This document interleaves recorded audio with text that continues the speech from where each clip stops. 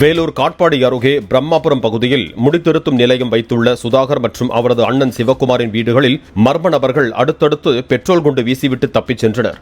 சப்தம் கேட்டு இரு வீட்டைச் சேர்ந்தவர்களும் வெளியே வந்து நீர் ஊற்றி தீயை அணைத்தனர்.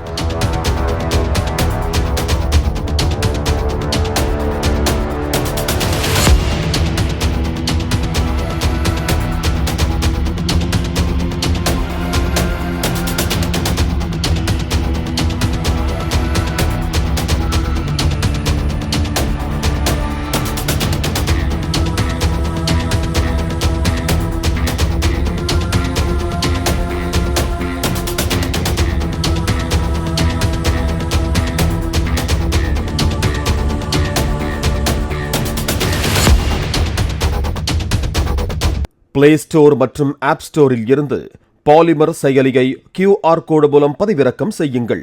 செய்திகளை உடனுக்குடன் பெறுங்கள்.